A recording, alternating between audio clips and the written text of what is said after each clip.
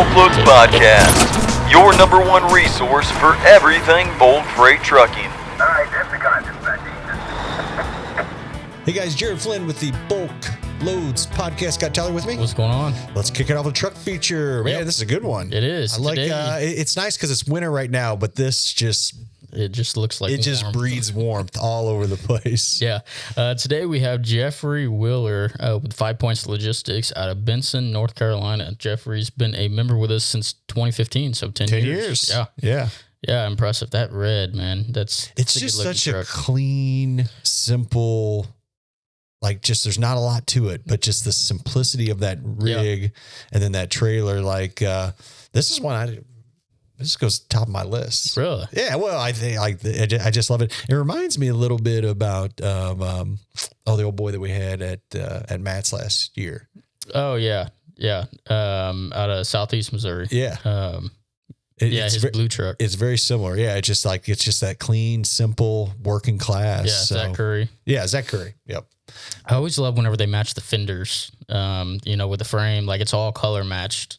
I think it looks real clean and sharp. Yeah. Well, awesome, man. Well, thanks for sending this in, and thank you for being a 10-year subscriber to BulkLoads. If you would like your truck featured, simply send it to podcast@bulkloads.com, or you can share it on any one of our social platforms, and we will get it on there. We love sharing these. And this one, man, kind of just warms you up. Yeah.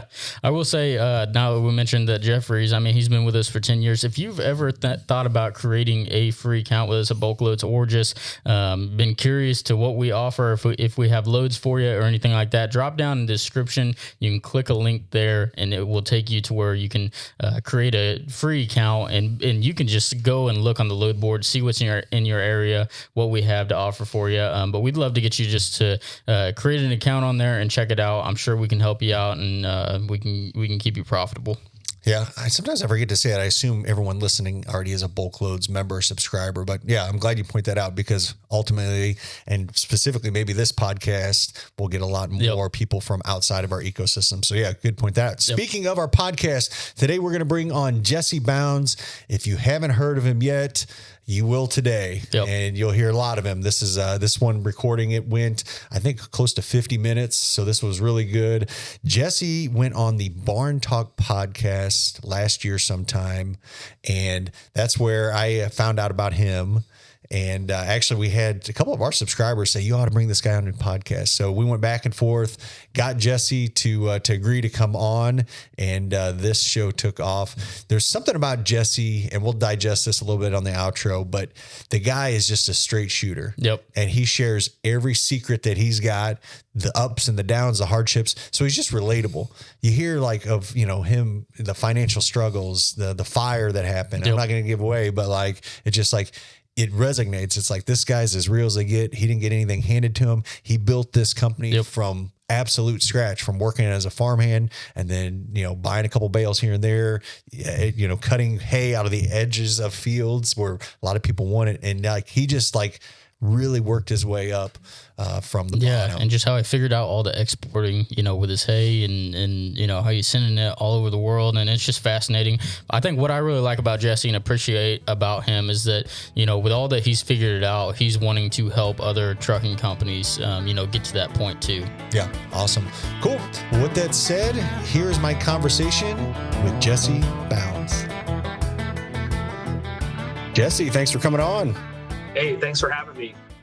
Well, my apologies. I think we've been going back and forth for probably 6 months trying to make this happen, but it's 2025, a new year, and super excited for this show. Yeah, no, we got it. The thing is, we got it done, right? I was trying to book it, because if I try to schedule 6 months out, it'll never work. And so I was like, if you give me a time that's right now, I can usually just stick it in, but whenever I schedule, it always falls apart on me. So, but we got it done. Yeah. Well, we were mentioning just before we started the recording about your people, and without a doubt, we are going to be speaking to your people today. But for those that don't know who you are, give us the story, because, man, I think you got a good story that centers right around agriculture and trucking.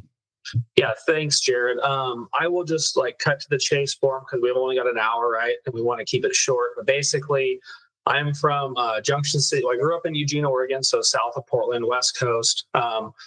I worked on a farm when I was 16. My dad's background's construction. So they were custom home builders. My dad had a couple Peterbilt dump trucks, end dumps, one excavator, one, tractor type of a deal. So I worked with him, obviously, growing up. And we had a small farm, 10 acres. But my dad did not like to farm, wanted nothing to do with the hay. He would have me go deck mow it with a 5-foot rotary mower. He wanted nothing to do with farming. So fast forward, I'm 16, looking for a job, high school job, go to work on a grass seed farm in Oregon. And so for most of the listeners don't probably know much about Oregon, but the area that I'm in is called the grass seed capital of the world. The majority of the grass seed that's used across the world is grown in Oregon. There is grass seed grown other places, but we're known to be the capital. And so what happens is we go for a 12 for July and August is really our harvest. And so they cut the grass seed similar that you would do with, wheat, you go out, let it dry to harvest. We got to cut it, wait 7 to 10 days. We combine it, but there's all this straw left over. And so I worked for this farm and I basically started by doing small fields, 5-10 acres. Say you had a house, you had 5 or 10 acres. It was a nuisance, to get rid of this grass. That's how I started. I started by doing these small fields. And how I really got my start was I was working at this farm and they had a feed store at their grass seed warehouse. They did retail sales. Mm-hmm. And people would call all the time, hey, we got 5 or 10 acres. Can someone, come get rid of the grass? And my boss, the fields had to be 30, 40, 50 acres or wasn't worth his time. He was farming probably 5,000 acres. And so he did custom hay and a lot of people would call because, local feed store. And this was back before, there was no this is 2001 is when I graduated. So, newspapers, that's how we did advertising. You posted your business card at a bar or something, and hope somebody saw it, right? You made a flyer, you sponsored rodeos. That was marketing. So, a lot of word of mouth and door knocking. So I asked him, I said, hey, can I do these small fields of hay? And he said, yeah, I can't do them. So my dad had some really shitty old equipment. We're talking a 4-disc tear-up mower that hadn't been used in probably 20 years, an old side delivery rake, and an old wire baler that hadn't been used in probably 20 years too. So I tried to start with that stuff, didn't work that well, made a deal with my boss, and he basically let me start to use his equipment to do these side jobs. So I would do my stuff, we farmed 6-7 days a week. So I tried to do my shit at night. I'd go stack in the middle of the night. So, because I had to be to work. So mm-hmm. I would basically just start making trades. And then I found another guy that had old equipment too and needed hay done. He had a little nicer equipment. So I made a trade with him, said, hey, I'll do your hay because you need someone to do it. Can I use your equipment? So I did a lot of bartering and trading when I started. And we used pickups I had a 74 GMC pickup. So we would literally, do 50-pound wire bales, throw them in the pickup, take them to a horse barn, stack them in the barn, just old school, we door knock, horse barns. And so then I needed a truck, right? So I didn't have a semi. And so I learned how to drive truck with my dad and learned how to drive truck on a grass seed farm. And so I found my first truck, which is the 359 Peterbilt that I put, the orange one that was in the 10-4 magazine. So I bought that truck out of Ravendale, California. Actually, it's funny here. I got a picture. Nobody will probably be able to see it, but right. So here's the first hay barn I had. And actually my boss used to use this barn. And he stopped using it. So I went over to the landlord and said, hey, I need a hay barn because I didn't have a barn. I had nowhere to store anything. And so it's funny. I didn't even think that I had these here, but there's the truck. And then a friend of mine squeezed. I didn't have a squeeze. So, the first problem, right, came up was okay, I started a business.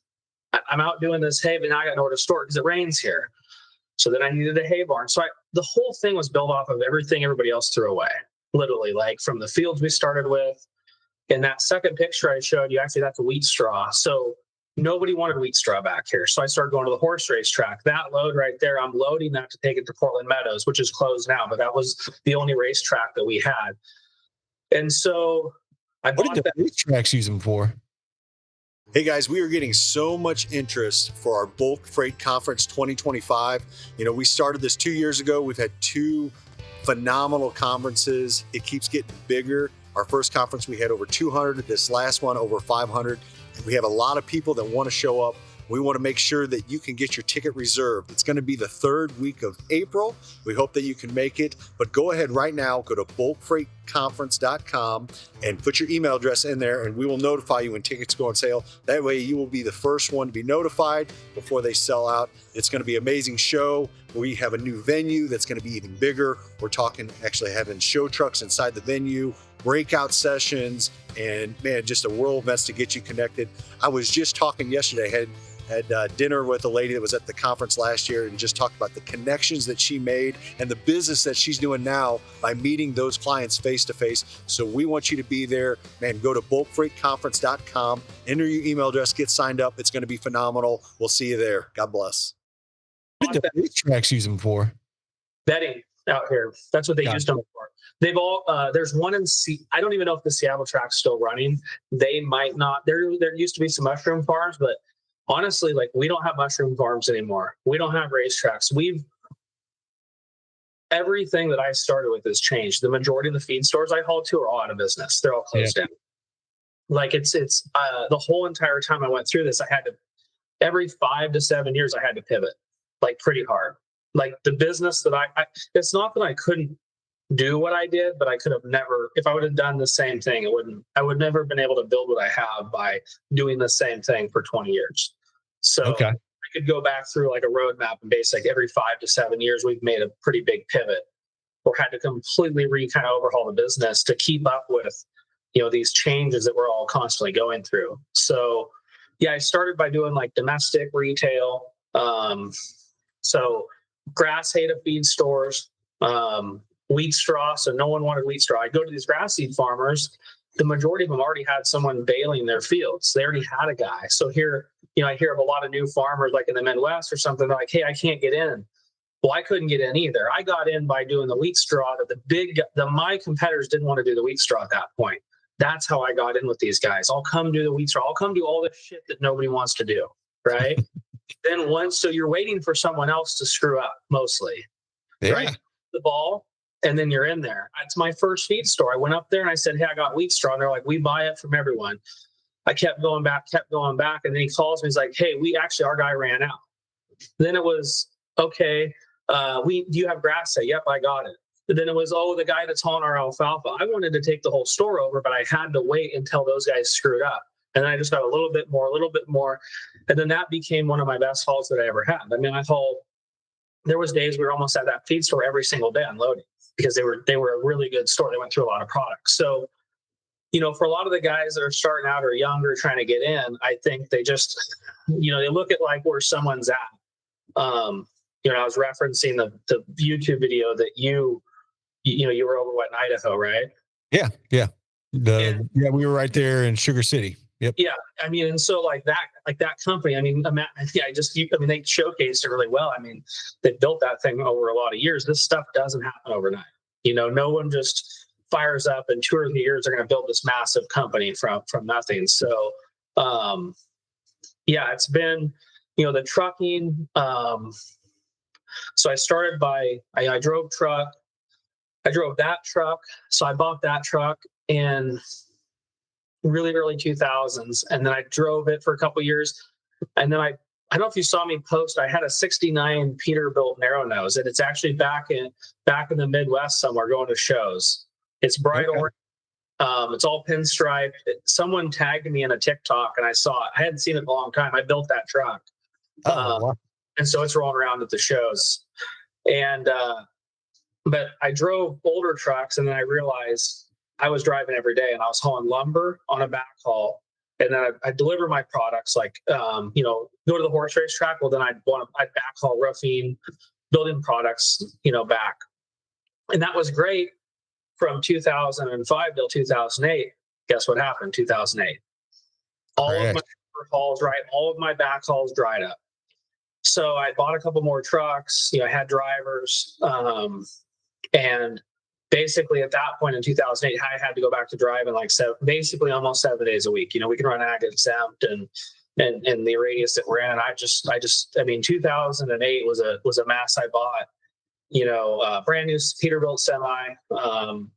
I bought new pickups, a house, my property where the bounce hay's at now. I'd spent a pile of money and then, it just stopped like overnight. I was going to say you're dating yourself, and I'm older than you, but you're still pretty young at that age. Yep. I mean, like 25. Oh yeah, 25, 26. 01, so this was all I was like mid 20s. Yeah. So I think I had 3 or 4 trucks running, and I kind of feel like I haven't done anything lately. I feel like I did all this stuff, you know what I mean? And then I'm like, I feel like I haven't really been able to really grow. In the last like half a decade, ever since COVID, it's been, I feel like we're kind of in this limbo. So I was hauling, we're back hauling flatbed maxis is what we do out here. A lot of like 32 doubles, 40, 24s, a lot of Oregon, Washington. And then I kind of went back to my roots, I feel like, in 2008, and was like, trucking for us has always just been something we have to do, right? Like it's been the hay business has been the priority, right? And then trucking, I just had to have trucks. I can't seem to get rid of them. I've tried to hire sub haulers, and then they don't, it's bad enough if, having my own guys not show up, but then I got to try to keep a sub hauler's truck running. And then they, and so we've kind of tried both, and we've just realized that, especially probably in the last 2 years, we had a fair amount of sub haulers kind of trying to haul off and on. And we do use guys here and there, but like we need control, right? And so guys that are vertically integrated, the reason why they have the trucks is the control. I mean, you look at, even like Walmart or In-N-Out and Amazon. I mean, it's a control thing. You have to get it there, right? And so, I mean, it's just, that's kind of the fast version. And then, I guess let me ask you this. So you talked about up to 2020 or whatever. But I mean, as of today, I mean, how big is the fleet? Because you're running quite a few trucks. Yeah, I've got 20. So we've got them numbered up to 23, but there's a couple missing in there. We've sold a couple, like truck 8 and 9 I don't have, but I basically started with truck 1. We're at 23. I think there's 2 that aren't in there, and we just bought 4 new 589s. We should be getting a couple of them this week. So we'll be running like 25, but not every day. So we're trying to run 14 a day on containers. And then we're running two maxi flatbeds now. We drag all the shit out in the summertime. When we go to straw season, I mean, I've got a 359 over here that's got a 400 big cam in it that's been sitting there for about 3 years, and we'll probably in-frame it before summer because I think we might need it. So, but our trouble's been finding drivers. Pre-COVID, we had no issue finding drivers. I mean, I doubled my fleet in like 19 and 20. We went from, a couple trucks to a bunch of brand new ones. I bought a pile of trucks. We doubled our production in our hay press from 19 and 20. And so when I did that, we had no problem getting drivers, and then ever since COVID, it's been challenging to find drivers. So we're finding them now. We've got some, we're running ads, and we have some automation. I've actually helped quite a few guys. I probably have we got to be 25 or 50 companies that the team's built to help find drivers. Yeah. Well, I want to talk about that and segue into the 10 foreign coaching. But just to finish though, on like today, you got the trucking going on, the hay business. A lot of the finished product that you're doing though, it's going to be the straw, the hay. Is some of that exported, or does it stay? Majority of everything we do is export. So we do. It's all going to South Korea and Japan, mostly South Korea. It's for anybody listening to this, it really doesn't work anywhere else. I've got a lot of guys in the coaching group that are in the Midwest and East Coast. It has to be dry, right? It's got to be bone dry. Humidity doesn't work. It'll sweat. Like I get a lot of people that message, hey, use stretch wrap. It doesn't sweat. No, because we can't bring it in here. I mean, we need our stuff. We don't like to have anything over 14%, and it's dry when we bale it. I mean, bone dry. So, in those 2 months, in Oregon, we basically get no moisture, really don't have any humidity. In May, June, it turns off. July and August, it's dry, mild dry compared to other areas, but there's no humidity, right? So when we take those bales, and why that's important is we take the big bales, we cut them in half, and then we press those in half again. So we're taking, and we're basically taking everything to 50% of capacity. So when a load comes in here, let's say a set of maxis, right? Like a set of 32s or 40-24. Let's say there's 27, 28 tons, 30 tons to pound of bale weight. We're taking that and we're compressing that. And we're putting that into a 40-foot shipping container. And a shipping container is not very big inside. It's not like a dry, right? It's small. And there's got to be room. So there has to be a couple inches on the sides, and there has to be room. To get it, yeah. Because we use the clamps, the package clamp, like the clamps that go on the forklifts to load it. A lot of the customers over there actually use forklifts, believe it or not, and they try to go under those packages with forklifts and try to drag them out. And if those packages, and there's not room for them, it's a disaster. So that's really important for us is having good bales, good weight, and then making sure that we get the bales compressed for them to load. And then, my truck, so I have the flatbed truck. So today how it is, we've got flatbed trucks that are hauling into the plant. Then we've got container trucks that are hauling the finished product to Portland and then Tacoma, Washington to the ports. And then from there, it's going overseas. And I'm just curious, and just as my own internal fascination of, are you all selling to those end users, or assume is it one company here domestically that then turn around and selling to the end users? Yeah. So I have contracts with the shipping lines directly. So, nice. Tony, Evergreen, HMM, all these shipping lines, the same shipping lines that you'll probably see in the Midwest. A lot of the containers are actually repositioned out here. So, the containers will go into, say, Chicago or inland, right? And then there's not a lot of export. And so then a lot of containers are railed back out to either the East Coast, West Coast. They call it repositioning, right? And then we'll pick those empties up. And we haul one way. A lot of people ask me, we don't haul anything from the port. We just pick up containers, bring them back. We load them that night or the next day. So our plant runs 24 hours a day, 6-7 days a week. So we try to do at least maintenance 1 day a week. And so we get those cans back. They might be here a day or two, and then we're returning them back to Fort Loaded. So my trucks are running empty one way, but they still get really shitty fuel mileage hauling containers. Somebody asked me, like, what do you think those new 589s are going to get? And I said, well, they're hauling containers are going to get shit because it's there's no aerodynamics with those things.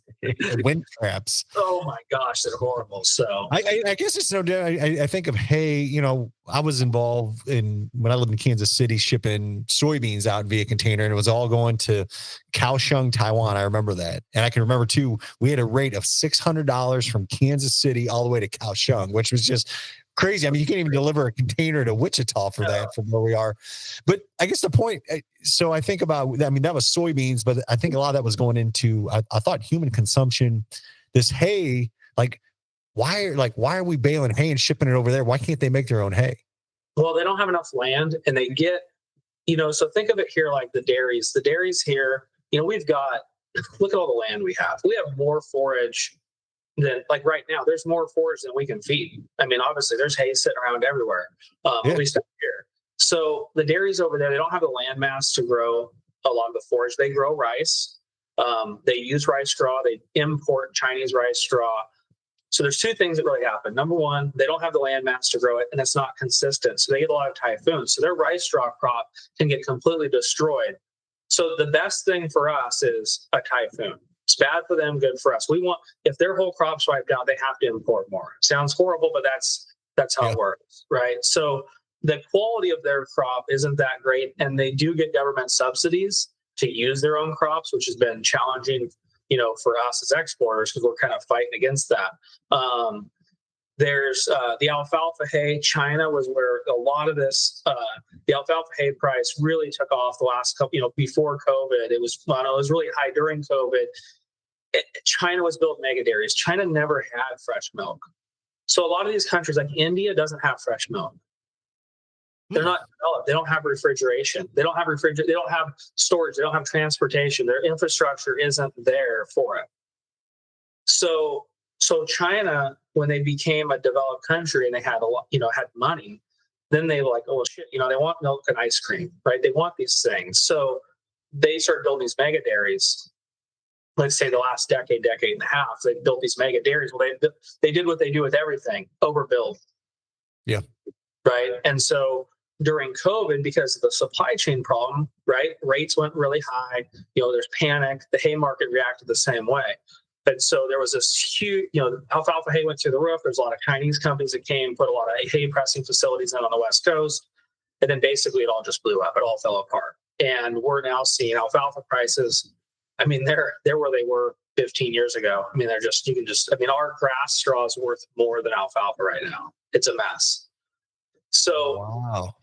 But there's a lot will change, like everything. We've got the bird flu going on out here with the dairies. And so milk's been okay. But domestically, our biggest problem is we really haven't had enough demand for milk. Like our milk price just hasn't been, and this is probably for, I don't look at what it is back there, but like it's been really hard for growers to move the hay. They've been relying really hard on export out here. But I think it seems like what I've been told is the milk thing's going to change. Milk prices looks like it's going to go up, and hopefully we can start getting some of this hay moving, because the problem is the truckers, right? The guys that were hauling hay and stuff, the loads aren't there. I mean, I usually have 2 or 3 flatbeds, Jared, hauling alfalfa. I haven't had anybody in my flatbed trucks hauling alfalfa. We literally took a 2-year break.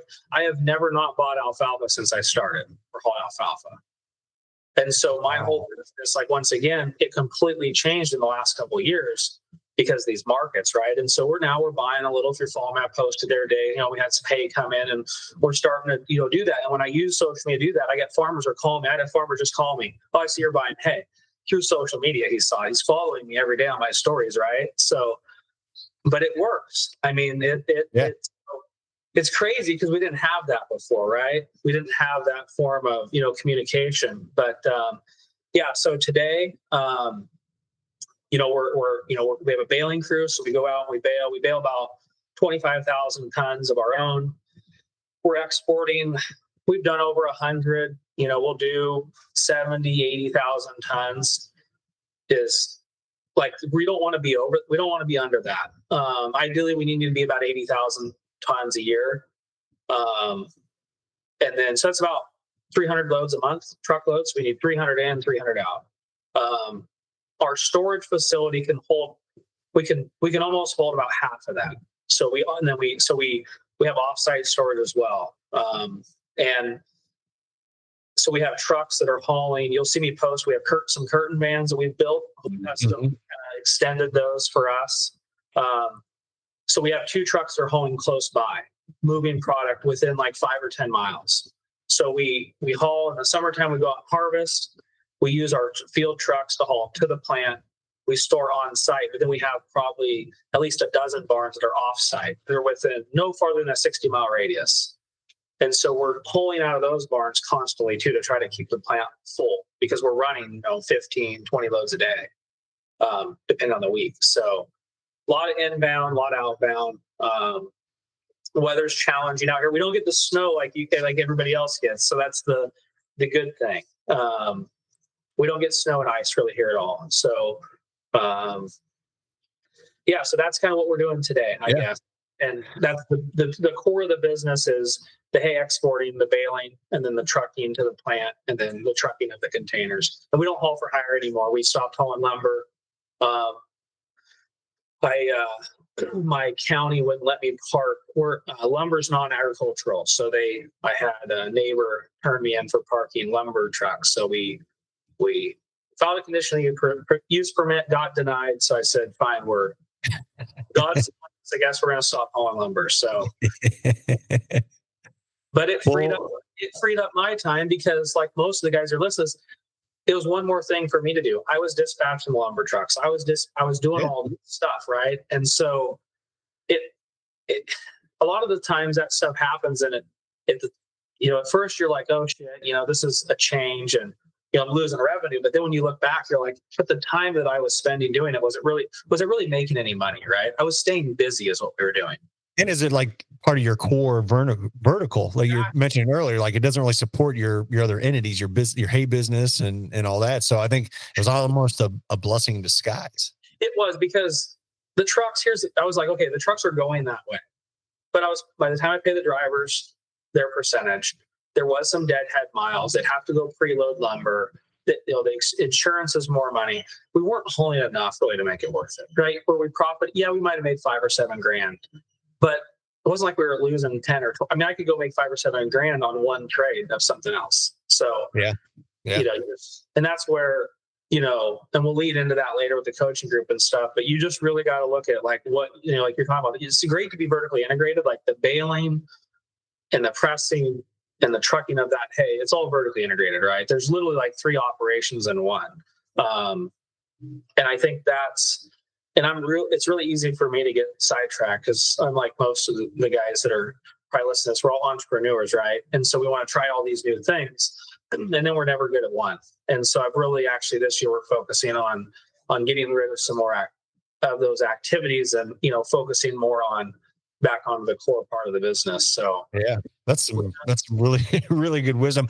So last year we did a show and somebody commented, I forget what show it was, but they're like, you need to have Jesse Bounds on your show. Oh, really? I started looking you up, and then I think it was right about the same time you went on Barn Talk. I watched that episode, and then obviously got onto your website, 10-4 Coaching, and I started reading this. I was like, wow, this is really interesting. And I go, this really centers on what we're doing here. I mean, it's the same audience. Like we're dealing with agriculture, farming, and trucking, and started following you from there. So that was sometime last year. But I guess where did that idea come from? Because that's a whole nother undertaking and a massive, task on top of the regular businesses. But what was the why behind that? So the 10-4 Coaching, man, it's a lot. Basically, what happened is we doubled. So from 2000 and 19, 20, we put a new hay press in. And so the old press that I had, it would only do about seven loads a day, running 24 hours a day. And we were working on it all the time. I put a brand new machine in 19. And we doubled our volumes. We doubled our trucks. We did all that stuff. And when we did that, so we were doing about $1 million a month. And we were doing about $2 million a month in gross revenue. And so when we did that, it was great because you're like, oh, I have all this volume. I'm crushing it. Everything seemed to be working okay. It was kind of a shit show doing, doubling like that. Like we literally doubled like from 150 to like 300 and some loads in a month. And it was a mess. We got it done. And we were fucking stickering trucks and like trying to get plates on and like putting guys in them. I mean, there was a truck would come in and I'm like, it doesn't even have a sticker on it. Like, did we forget it? Like it was not how you should do things, but we got it done. Right. And so it was really dumb, looking back on it. But so what happened is, Jared, is I did that. And it was like, I was getting farther and farther behind on my bills. Okay. So I got $2 million a month coming in and my payables are like growing. So my bank's like, hey, like, I need you to like, because I kept going to them like, hey, I need to increase my line of credit. Like, I just can't get ahead of it. And they increased it for a little while. And then they said, we need to figure out what's going on here. You really need to get like, you basically are running a, $25 million company, just the hay business. And you really got to get your financials in order. And so I headhunted a CFO. I hired a couple of shitty ones, and then I found a good one. And he switched me to accrual accounting. And when he did that, he called me up and said our cash rate burn was about $250,000 a month. And then in 6 months, we'd probably be out of business. And he was going to call my banker and let him know. So he did that because they're not, any good CFO is not going to have, the blood's not going on that, right? It's a true CFO or an accounting person that's there for you in the business is going to be transparent. They are not going to cook the books or do anything and that's one reason why a lot of people don't like to have those people around is because the ones that are going to keep you out of trouble are not going to let you get in trouble. They won't work for you, period. They won't do it. They're not going to jail. And so, I didn't realize what it was is it'd be like someone hauling, right, for cheap and not lining stuff up. And so, the 2-second version of accrual accounting is you're lining up revenue and expenses basically at the same period. And I watched a TPAP deal, and I was telling you about that on before. One of the guys in my coaching group, who's in his 60s, is a farmer, and he posted in the 10-4 group, and I went back and watched it. And right at minute 18 on that video that's on YouTube, and he's talking about accrual accounting. He's talking about farmers. Even a lot of these are grain farmers, I think he was talking to. And you do prepaid expenses, and you do this, you do all these things that mitigate tax. But you have to have operational financial statements. You need to know your revenue for the month. You need to know the expenses that were associated with it. You need to know if you're making money or not, period. Because what happens when you're chasing revenue, especially if you can double your revenue, if you double your revenue that fast like we did, you've got a lot of cash flow coming in. So you can slow pay bills. You can get by for a while, but at some point, it doesn't work forever, right? And so I went through all of that. I guess I'll stop you real quick. I just want to ask though, when that's happening, because you more than double. You're doing $1 million a month. Mm-hmm. Very few people are generating $1 million a month in revenue.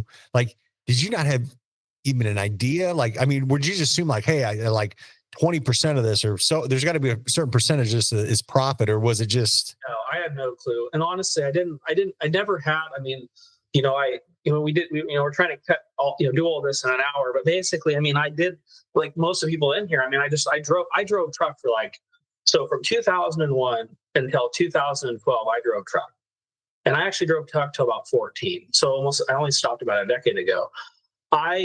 Obviously we all know what income and expenses are, but when it comes to tax stuff and depreciation, all that stuff, I went through, in 2016, the whole place burned, which we left out. So in 16, we lost almost everything. We saved the equipment, most of the equipment, but all the buildings, we built all new buildings in 14, they all burned in 16. I was way underinsured. And actually, looking back now, the insurance company had a forensic accountant come in and audit everything because I had a loss of income policy. It's supposed to pick up extra expense, trucking, storage, things like that. But what they do, and I didn't understand this at the time, they basically switch you to accrual accounting. They look at your books the best way they can. They switch you to accrual because they only pay the profit that you're not making or extra expense. Okay. I didn't even understand what he was doing. I was fighting with him the whole time. But when I switched to accrual accounting with my CFO, I was fighting with him too, because I'm like, none of this makes sense to me. And so I really tried to cut it down when I went through all this with the coaching group, because it's really hard to understand. And when I was watching that video last night, even that guy said it takes 2 years for people to really understand accrual accounting. So you do have to have someone that's helping you, lead you through that, because we only are taught cash-based accounting. It's revenue, it's whatever went through the bank account, right? So then everybody at the end of the year doesn't want to take a check, right? Or they want to prepay expenses.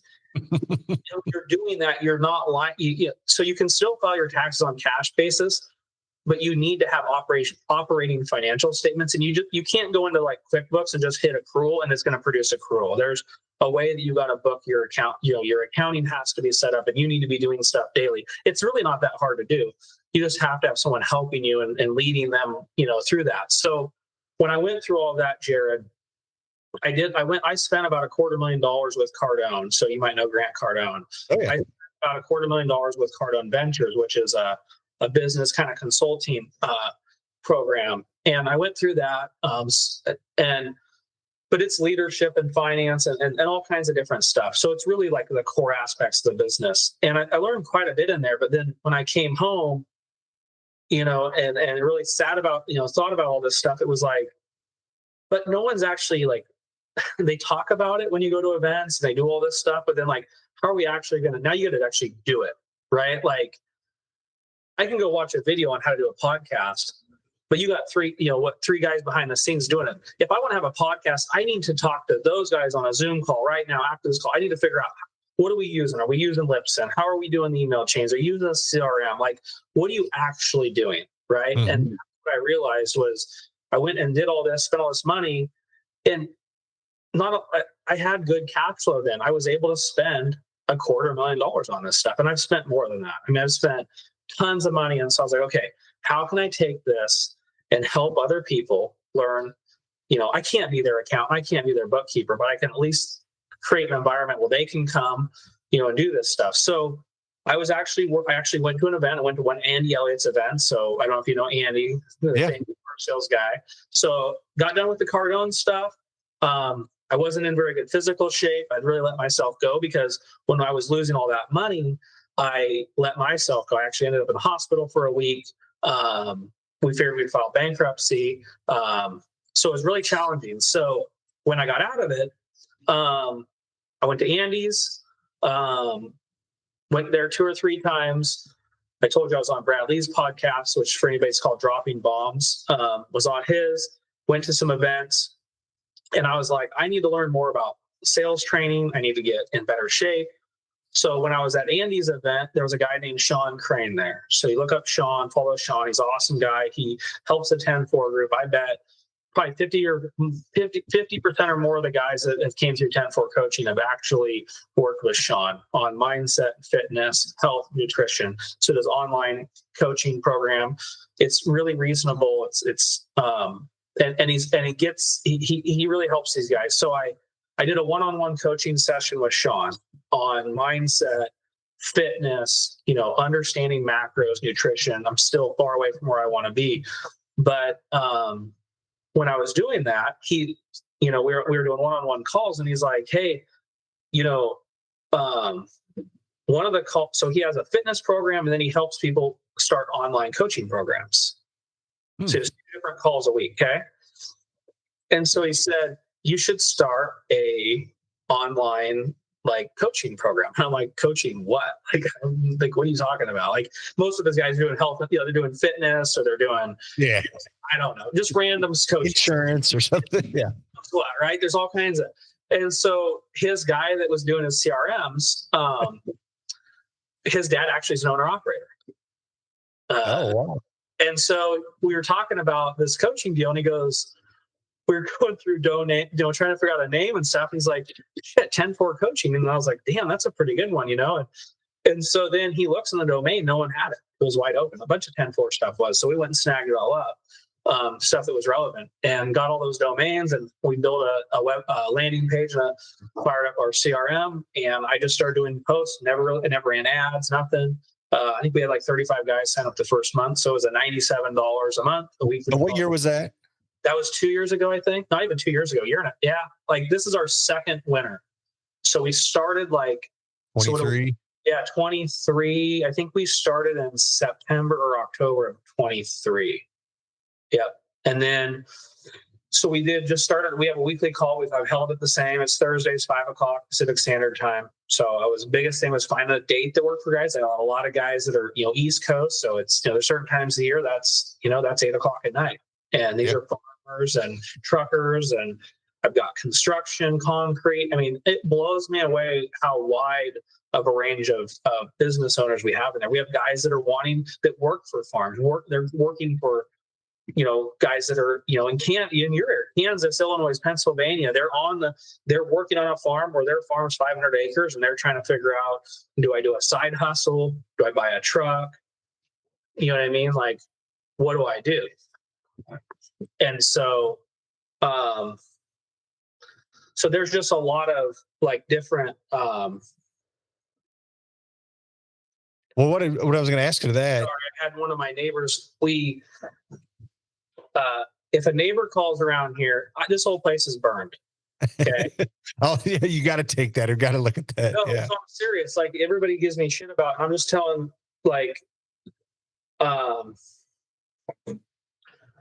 that changed my life. Those phone calls, those missed calls and that stuff. It's not that I could have changed anything, you know what I mean?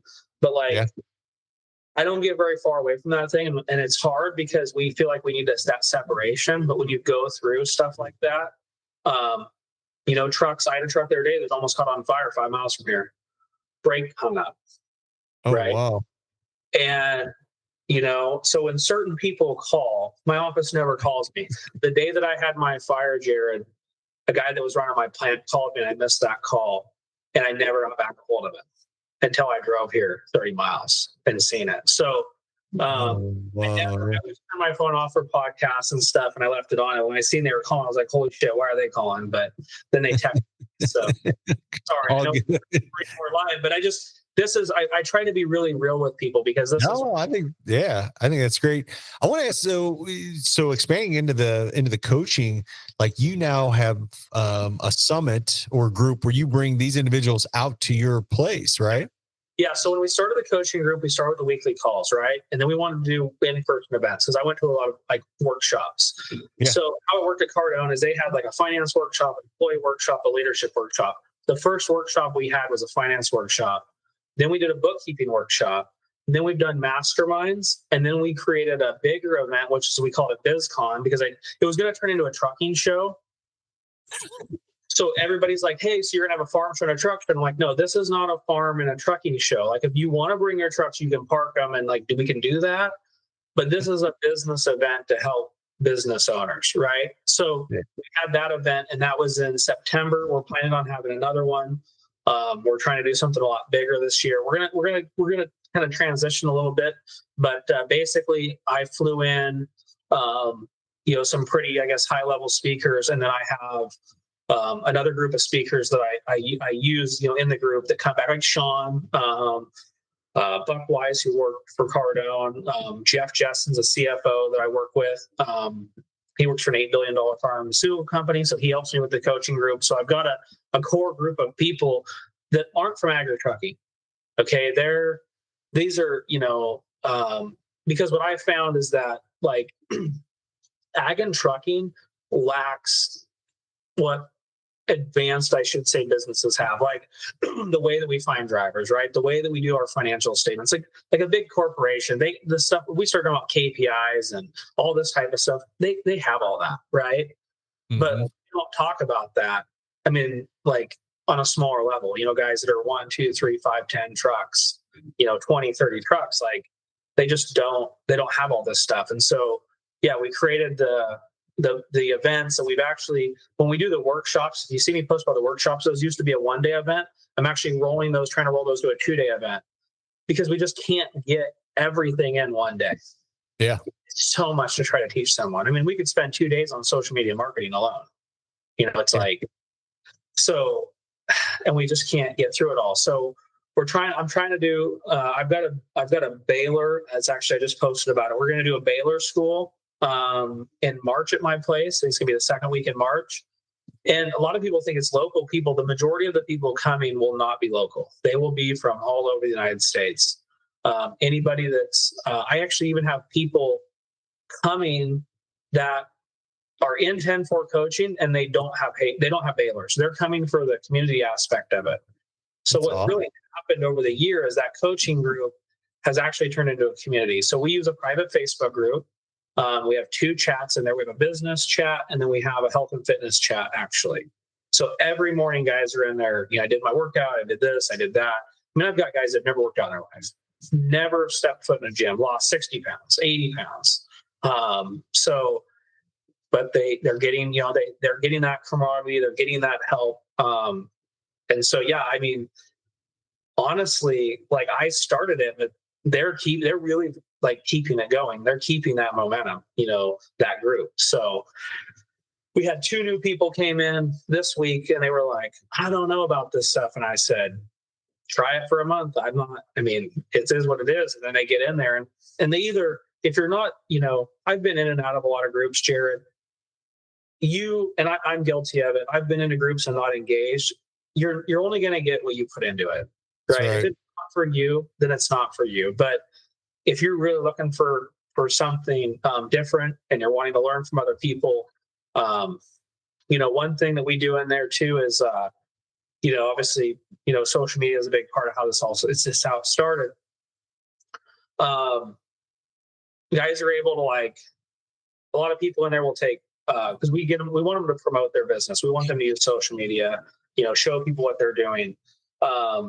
And a lot of that's building up self-confidence. And so they're able to post in that group, take videos, right? It's hard for a lot of people to turn the phone around. And they're able to do that, post that in that community, and they can get used to it before they kind of go out to the World Wide Web, right? And so it's been interesting to kind of see how all that's transitioned. But yeah, it was a lot to do at first, but now I feel like it's kind of we did a lot of events that first year. And so now I'm kind of slowing it down a little bit. And then we're getting, it takes about a year to really understand your avatar and like who your people are. And we talked about that before we started the call, is that, if I said, people are like, well, who's in there? I've got businesses in there that are doing 30 million or more revenue. And those owners are in there. It's crazy to me. When they came, I know some of them, I had one local business. He's got chip trucks. They're a 100-year-old company. He's got to be doing 30, 40 million in revenue. I would assume, just based on the unit size. But when he joined, I said, why in the hell did you join this group? And he said, I wish there was a group like this 20 years ago. He's like, 7 years ago, we were going to file bankruptcy, and we're a 100-year-old company. And so he's like, he pays his subscription and he is in the group to help guys, but he likes the community side of it. He's brought his kids. His kids are just now entered the company. So they just got out of high school. I think they went to college.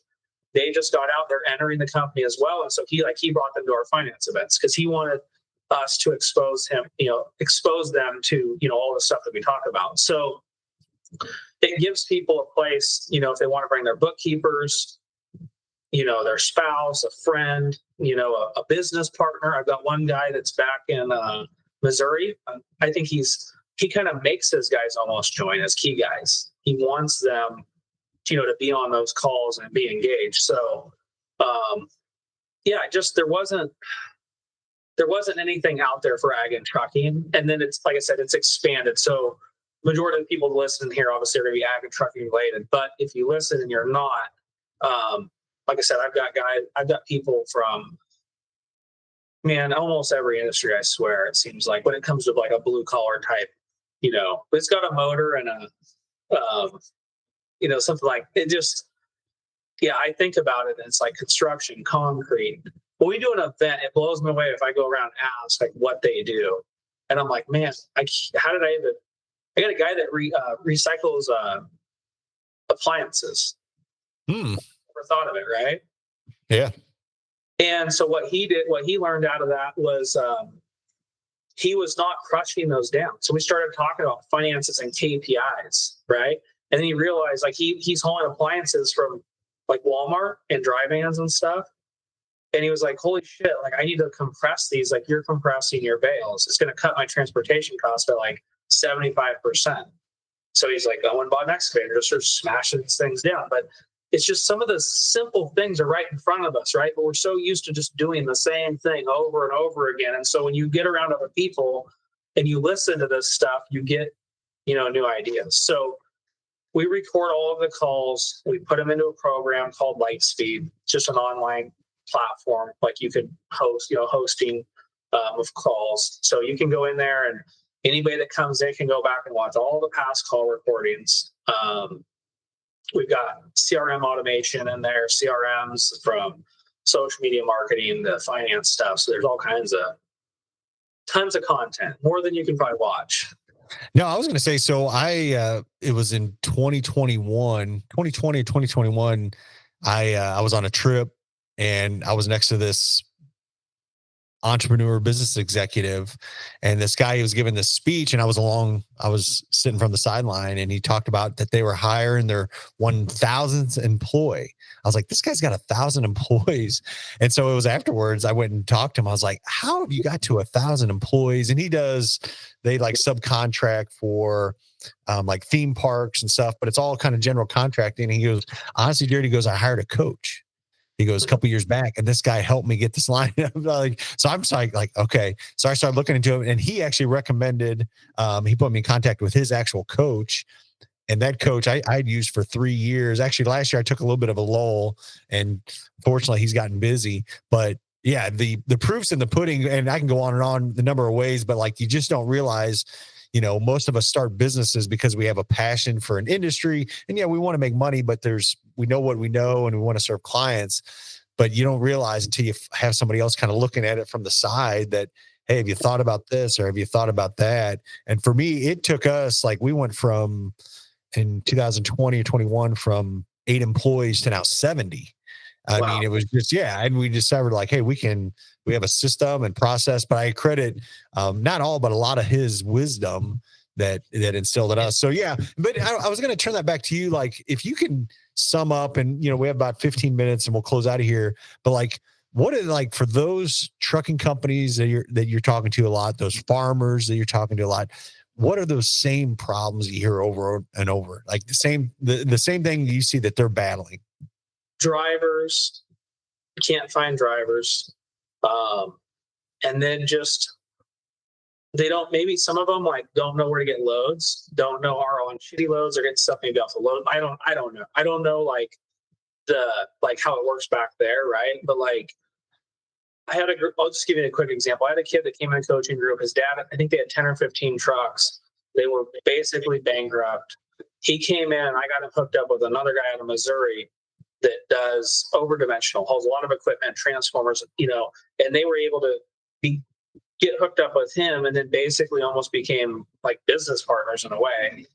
And now they have he has more work than he can do. So a lot of it is they maybe are like, they just don't have good hauls. They don't have good contacts, right? Like, or they don't know their cost to operate either. They're if they're running old equipment and they don't know how much it's costing them, right? I mean, yeah.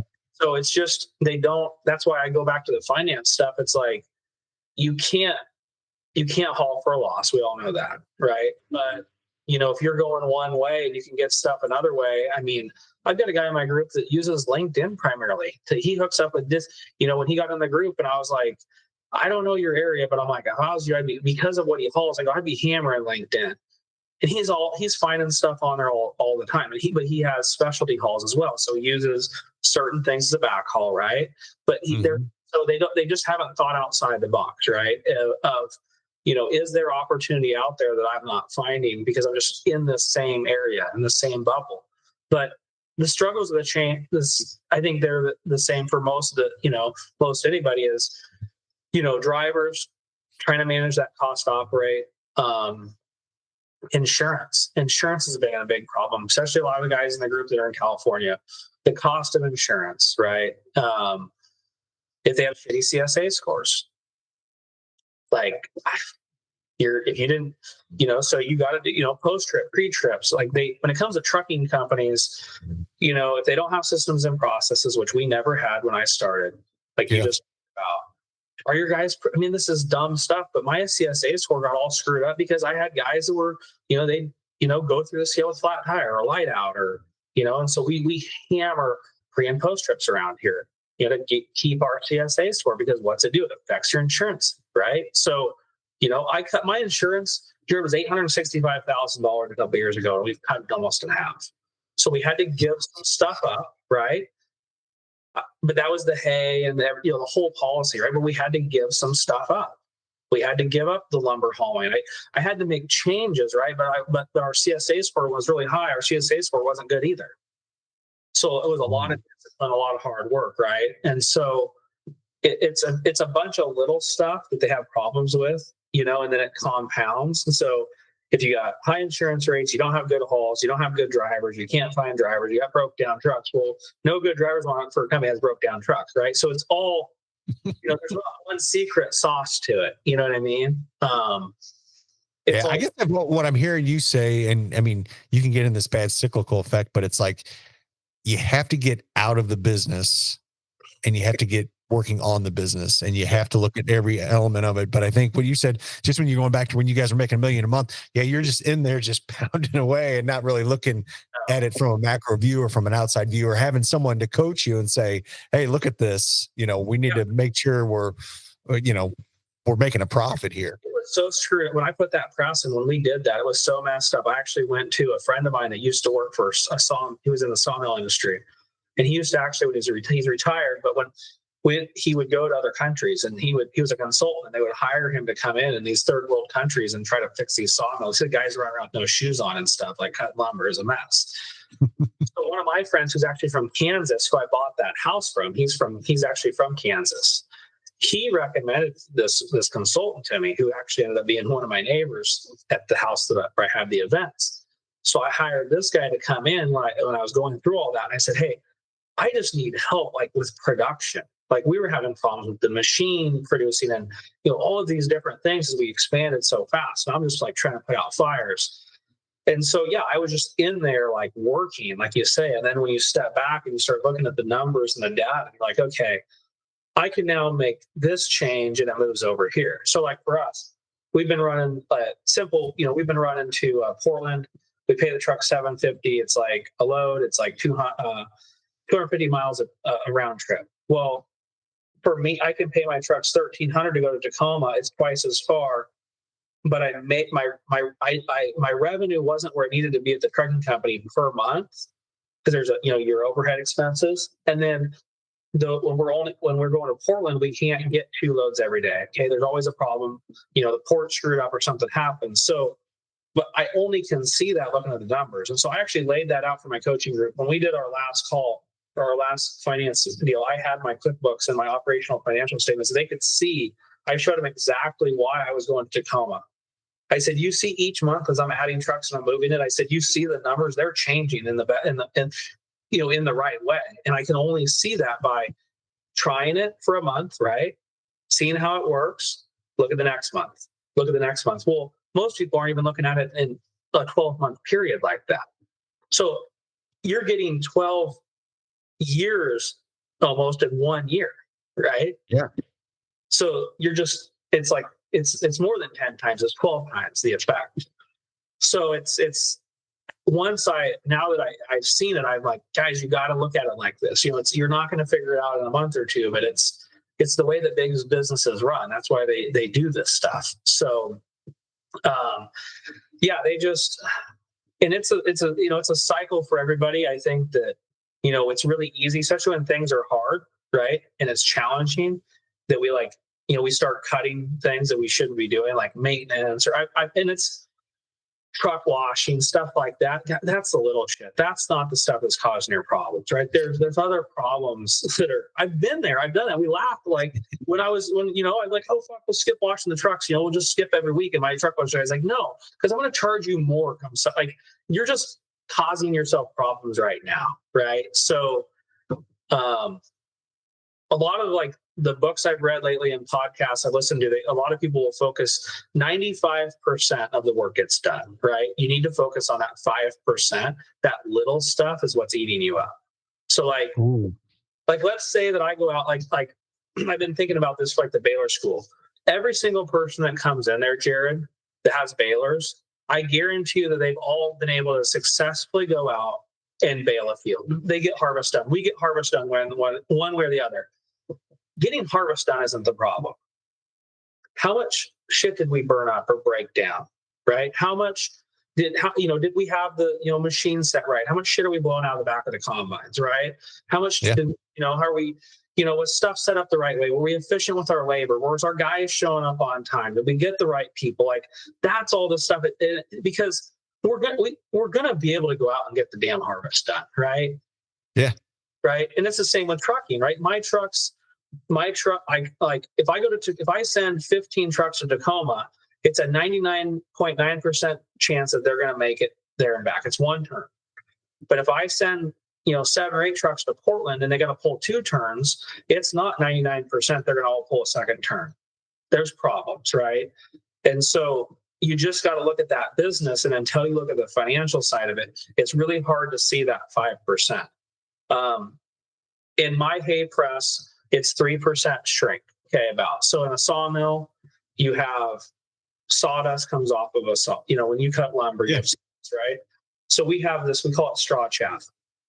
My average cost of product is, let's just say $100 a ton. Okay. I lose 3%. Well, that comes out to be $200,000 or $300,000 a year. I bought a machine when I started running that press and I started looking at the numbers. The machine that I bought to repackage it was $150,000. It costs only $1 a sleeve to put the little sleeve thing on the bale. I paid for that machine in like 6 months, right? That's the little stuff, right? 5%, yeah. Yeah, it was literally but it's hundreds of thousands of dollars a year. So over 5 years, it's almost been 5 years. I've recaptured $1 million of waste off of that machine. None of my competitors in this state run one. None of them. And I'm like, wow. And that's the stuff that you need to look at. You need to, and you can't obsess over that little stuff. So there's a fine line, right? You can chase the little stuff that doesn't matter, But you have to analyze in that business, like, what is it worth chasing? You know, is it enough money to to go after? And so like something like that, it was a nuisance for us, number one. And then two, it was a true cost, right? So we needed to, it was an expense on my P&L, but until I saw that, it wasn't real. You know what I mean? So yeah, it's just that, and that's why I always end up at, me and you can get into any conversation, and I'm going to end up at finance every time. In 15 minutes, we're going to end up back to numbers. So yeah, well, no, like I've never heard it said that way, but it makes so much sense. Like the 95%, you know that it's going to get done, but it's that 5% you got to focus on, because I think about me, that's when I get like the anxiety or the head fog, knowing that like I probably need to look at this carefully, or I need to focus here a little bit more, but I don't want to because I don't like it. Like it's not fun. Yeah. But that's the difference maker right there, that little 5%. It is. And it can be like, and so I'm trying to think like, okay, here's a good one. DEF. When I never had DEF trucks until we doubled the fleet, or when we went from $1 million to $2 million a month. Okay. So I had a couple of 2016s, but then I bought a bunch of like 389s, a chunk of them. We weren't set up for DEF here. We'd been buying some DEF at the CFN and stuff like that. I had hired a guy that worked for my fuel company, and he said, "You're overpaying." It was either $5,000 or $10,000 a month in DEF, overpaying or something crazy like that. DEF was at that time like ridiculous expensive. And so he says, "We need to put a DEF tank in. Like we need to be buying." We were buying the Pilot, the DEF. And he's like, "I can get this stuff for like $1.50, $1.80 a gallon or whatever, and you're paying like dollars a gallon." And so just stuff like that. And it's like, I wasn't focused in the trucking, right? I was focused in the hay business. And I'm like, just get the trucks on the road. Who cares? Get, Pilot. Next thing you know, they're in there getting corn dogs and hot dogs. We didn't even know that you could run your Pilot card to buy that shit. So we're like, okay, this is a disaster. I mean, so it's so dumb, but it's like, I wasn't focused in that, right? And so then we get that under control. We get the press running better. And then it was like, oh, fuck, okay, the trucking company's now losing $100,000 and some a month. So the hay company and the trucking company was losing. So then it was like, so we had the hay and the trucking company combined. So then we split them. And we said, no, because we just paid. Here's how it worked. And these are for the guys that like have a farm and have trucks. We never had it. We never invoiced ourselves. So we did have 2 LLCs, but it was like, it needs $100,000, right? The trucking, we just transfer money to pay the trucking company's bills. The issue was we weren't because we weren't an accrual, and we weren't billing the actual rate. And when it really became a problem for us was when we got into COVID and like fuel would go up and down, and we didn't like. There was a point where actually I was hauling some containers for someone. So we were pressing for them and then hauling the containers. And they said, well, we're only going to pay $500. That's why we raised that rate to $750. My CFO came to me and when we basically switched the hay company to accrual first, realized we had a major problem. Then he said, now we need to switch the trucking company to accrual. We have a major problem. And now we got to get both of them under control. And so he said, the first thing is you cannot haul containers for $500, right? And so I went back to my customer and I said, hey, just hire someone else to haul them. Like, we'll press the hay, but we can't haul the containers anymore. So just hire some hauler. And they can't use our trailers. They got to bring their own chassis and all that. And like, why? I'm like, I'm losing like hundreds of dollars every time I haul one of these. So they said, okay, we'll go hire someone. They couldn't find anybody to do it for that rate. They ended up coming back, and then we ended up, getting the rate that we needed. It doesn't happen like that all the time. But when you're losing $200 or $250 a load, it doesn't take very long when you got 4 or 5 trucks on that haul to go, you know what, I'll just park them. And so for anybody that's listening to this, it's not easy to get more money. Obviously, we all know that. Like, it's hard to adjust the rate. But you need to understand if you're losing money or not. Because you might have a fleet of trucks. Like, one thing is you might have like trucks that are on a grain haul, and then you have trucks that are hauling cattle. Like, I don't know, how vertical, how guys are, but your cattle trucks might be killing it, and your grain trucks might be the dogs. You got to figure out what you're going to do there, right? And so that was where when you start, tracking your revenue of the type of trucks, right? And then you start, that's the, you got to get looking at the whole operation. Then you start separating it. So like, if you looked at my profit and loss statement, you're going to see container trucks, you're going to see flatbed trucks, where you track the revenue difference between the type of work that we're hauling, and then we track the truck. So you have your revenue, then you can go down the line. You can say, like a lot of guys probably do, truck 14 gross, 20 grand, and their expenses were this. So then you go down the same line, you start tracking them by trucks, and then you know what truck you need to get rid of, or what truck or drivers cost you a bunch of money. And so that's when you start getting in the weeds, right? But the first thing is just saying, okay, are we making money? Are we losing money? Right. And then trying to understand, find that 5%, right? And Jared, once you find it, like our fuel bill and our drivers' wages, it doesn't really fluctuate that much. Like there's that stuff. You can get really caught up on a lot of that stuff. Like the other day they said, oh, the pipeline's going to get all screwed up and fuel's going to go up. And I'm like, the thing is that they tell me how much is going to go up. And most, big trucking companies know this even better than I do. We know how many gallons we're burning, right? We can count. If it's going to go up $1, I know my consumption. I know how that's going to impact my financial statement, right? Same as it goes down. And we hear this about dairies all the time. Like a dairy knows if their break even's 14 and that's projected to be 18, they can go update their financial statements, go back to the bank and say, okay, we're losing money now, but we all can agree that milk is projected to go up. This is what it's going to look like.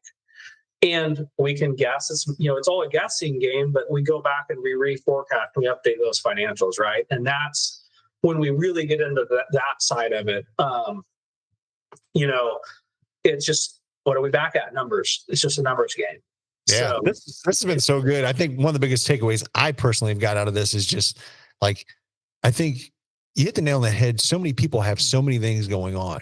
When you talk about these, farmers that have a trucking business or the farming operation and just all these, but you can get so much just trying to run the operation where you're not really looking at that 5%. And I think for me, it's just a reflection. Like I can get so caught up in just making sure we're running everything, we're going, but like, are we focused on those small pieces? So yeah, this podcast has been fascinating. Jesse, we're going to put the notes, we're going to put your information down in the show notes. So people that are watching this or even listening to this, but just high level, they can go to, is it 10-4coaching.com? Yep. For the coaching group, 10-4coaching.com. And then everything else, YouTube, everything's under my personal name. So just Jesse Bounds. There's a truck company Instagram, a hay company Instagram, my personal, then Facebook. I got an open Facebook group, so it's called like Hey Jesse Bounds, just under my name. So there's about 7,000 or 8,000 people in that. So it's just an open group. You can, get in there, and then the 10-4coaching.com for the coaching group. So. Yeah, that's awesome. And we'll put all that down below so you can click on that. Like I said, I follow you on my LinkedIn, Facebook, and on YouTube. So yeah, Jesse puts out just a tremendous amount of content. So really encourage you that. Jesse, buddy, man, thanks for spending the time coming on this show. And I'm sure we'll be bringing you back on in the near future. So thank you. Jared. Tyler, there's so much to digest in this, but I think let's just keep it to one point. Everybody got the rest of them. We'll probably spin a lot of these clips out separately. Yep. So watch for those on social media. But I loved how Jesse talked about accrual accounting and really looking at your numbers. And I think that's something that we know is a lot of people in our industry struggle with really looking at the numbers. And it is hard to a certain extent in trucking because there's so many of these variables and some costs are different. Everybody's operation is different to a certain extent. And how do they measure that? But I loved how he really forces on like trucking businesses specifically to do accrual accounting. Yeah. And you actually mentioned it the other day. But you were talking, and in there you said, trucking is just one big cost saving game. And it's absolutely true. And I think that's what, whenever, trucking companies get to a certain size, 10 plus trucks, 20 plus trucks, they have to bring on that CFO that really knows what they're doing. But if you can figure that out whenever you have 1 to 2 trucks or 3 trucks, and that's where I think, Jesse's able to teach this accrual accounting to guys and help them understand like, hey, you have to look at the data and you have to find where your holes are. Yeah. I know I have to clarify what you say because I know some people may take that as a negative about a cost-saving game, but to a certain extent, I say that with all sincerity because I really believe if we can impact and help these guys out managing those costs, they're going to be successful for it and in it for the long term. But Jesse, thanks for coming on. Jesse, after the show, we talked about it, and we're going to have him come to the Bulk Freight Conference coming up here. April 16th through the 18th down here in Branson. A couple of things just to digest this. Again, Tickets are selling out. We still want you there. We had 2 hotels booked for this. The first hotel is completely booked up. So there's another hotel available, discount prices. But if you haven't yet, you're thinking about it, get on there, get tickets, get the hotels booked. I know just as we're getting closer, people now are realizing that they're going to be able to come. But if you haven't yet, bulkfreightconference.com, check it out. This last week, I wanted to share just this photo. So last year, we had the honor to give out 2 hunting packages. We did a fall pheasant hunt, and then we did a winter duck hunt. This last week, we actually had the guys out. So we had several winners from the duck hunt, and we got to treat them. We were down in Oklahoma this past week. We'll throw up a picture. We had first day was a little slow, but the second day we limited out on ducks. And it was just a cool experience. We'll have some giveaways coming up at this conference, so we would love to have you attend, enter those. Again, a couple things I just want to address as we selling these out and people talk about this. First off, this conference, again, most conferences of this caliber would probably cost you around $2,000. This one isn't a moneymaker for you. We want you there. Really, our cost is, the cost to come is $300, but really it's bare minimum. We're trying to figure out the lowest cost to get you there. But all that, like when you ask what's included, like all your meals are included. That's probably well over $300 in value there, plus your drinks on top of that. All that stuff is included in this. So again, if it's not about, we want you there. It's not the price of this is just the value that you will receive, I should say, is going to be just phenomenal. Yeah, exactly. I'm excited. I think Jesse, he has a lot of value he can bring to this. I think we're going to have him do kind of a workshop over what he talked about and really get nitty gritty with everything. So there's a lot of value if you attend the conference that you can pick up, take home, apply to your business, and help grow your business. I really believe if you're going to do one thing this year in 2025 to impact your business, one is going to be coming to the Bulk Freight Conference. I agree. You will leave a changed person, different ideas, different connections, and the community that you're going to build up. It will pay for itself over and over and over. So again, I can't say enough. BulkFreightConference.com. Get on there, get your tickets booked today. If you buy tickets and you can't make it at the very end, I think we'll prorate you, right? Or refund. Yeah. So we're not, it's not about, we're not trying to take your money or take tickets. Make sure you get on there. Jesse Bounds is going to be there. Some of these other speakers, big names are going to be there. So you get to meet him along with some of these others that have been super successful in trucking. So make sure and come. Yeah. I want to say, Jesse posts a lot of content on LinkedIn. If you're not following him, go follow him. And then also you mentioned the Barn Talk podcast. Jared, you are going up to be on their podcast. Yeah, traveling up next week to be on there. I'm not for sure when they air, like what the difference is, but if you've many of our subscribers also listen to Barn Talk. It's a really good show. We had Torque on last fall, and he invited us to come up, so we're going to be on that one. I'm going to be on their show, but then we're taking our whole video crew up there, and we're actually going to film kind of the back scenes. I'm excited and some of the other operations. So be on the lookout for that. You'll see me shortly. On lots of good content. Really coming out. So if you want to be a part of these video shoots that we're doing, you want us to come out, film your trucking company, there will be a link below. You can fill out a form and just let us know, that you want us to come out. It's completely free. We just ask for a couple hours of your time. We'll completely come out, send our video crew out to your operation, spend the day with you, and we can capture some content to highlight your company. Yeah, absolutely. Cool. Well, thank you as always for listening to the BulkLoads Podcast. As we end this podcast and we do all the others, we do a quick prayer. And I always just want to give the disclaimer. This prayer is optional. You can turn off right now if you're listening. You don't have to participate. But we really firmly believe in prayer and praying over our community and the people out there that are working in this. So again, you don't have to listen, but we will close in prayer at this time. Also, I'll say this real quick. If you do have a prayer request, you can send it to prayer@bulkloads.com. We have an internal team. It's all, we keep it all confidential, and we would love to pray over you. We get those requests every week, and we consider that an honor and blessing to be praying for those out there. So just an easy lift, prayer@bulkloads.com, and we'd be happy to pray. And Tyler, I'll kick it over to you to close us. Lord, we thank you for this day. Lord, we ask that you just keep continuing to bless all of us, Lord. Lord, we thank you for the weather, Lord. We thank you for the warmer weather that's coming upon us, Lord. And we ask that you just watch over all of us, Lord, all of our members watching, all the trucking and ag guys working out in the field every day, Lord. We just ask that anybody going through any difficult times, whether it's financial crisis or, anybody that is dealing with lost loved ones or, failing marriages. Lord, we just ask that you be with them, offer them peace, give them strength to make it through, Lord, and, ultimately lean on you, Lord. We ask that anybody that we deal with every day, Lord, we ask that we just can show that, we are serving you in the kingdom, Lord. We love you and thank you. Amen. Thank you as always for listening to the BulkLoads Podcast. If you haven't yet, hit the little subscribe button. And again, this podcast specifically with Jesse Bounds, if you know other people that can benefit from this podcast, Jesse's got his own show, he's on social media a lot. He's got his 10-4 coaching as well. I think he's out there to impact. But yeah, make sure and switch over to and look at his stuff as well. Thank you as always for listening. And as always, God bless.